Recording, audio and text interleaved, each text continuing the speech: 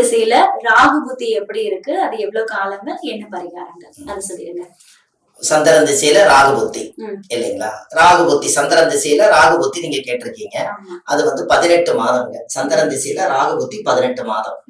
இந்த ராகு திசை ஒரு சில பேருக்கு ஒரு ஜாதகத்துல பாத்தீங்கன்னா, இந்த ராகு என்பது முருங்கைக்காய். ராகு முருங்கைக்காய்.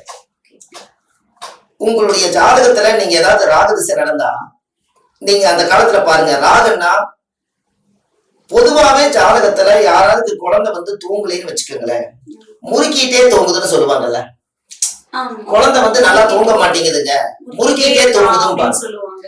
அப்போ முருங்காய 3 தடவை அந்த குழந்தைய தலை சுத்தி, நீங்க இதை முறுக்கி தலை சுத்தி ஓடுற நதியில விட்டீங்கன்னா அந்த குழந்தை அன்னையில இருந்து நல்லா ஃபர்ஸ்ட் கிளாஸா தூங்கும். இதெல்லாம் இந்த பரிகாரங்களை கேட்கும் போது முன்னோர்கள் ஏதோ சொல்லி வச்சிருப்பாங்களோ அப்படின்ற ஒரு கேள்வி மறுபடியும் கண்டிப்பாங்கம்மா. எல்லாமே முன்னோர்கள், அதாவது இது ஆதிகால பரிகாரங்கள். நீங்க குழந்தை சரியா தூங்கலைன்னா அந்த குழந்தையோட ட்ரெஸ்ஸ புளியாம, அதாவது முறுக்காம புளியாம தண்ணியில முக்கி அப்படியே காய போடும்பாங்க.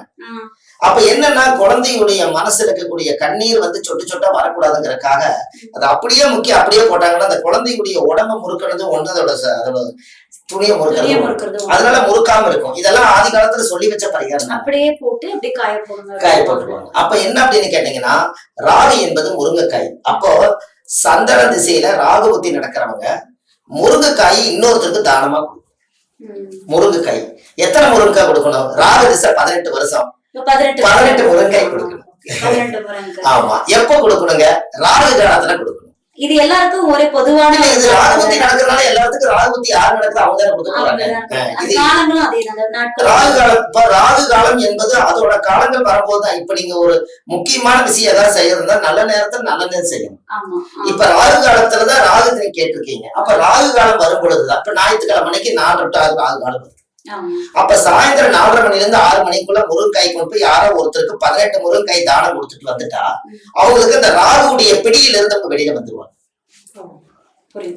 சரிங்களா? அதே போல இப்ப ஜாதகத்துல துர்கை அம்மனுக்கு எலுமிச்சம்பழ மாலை போட்டு உங்களுடைய பிரார்த்தனையை நீங்க வச்சுட்டு வந்தீங்கன்னா துர்கைக்கும் ராகுக்கும் ஒரு மிகப்பெரிய ஒரு சக்தி இருக்கு, ஒரு தொடர்பு இருக்கு.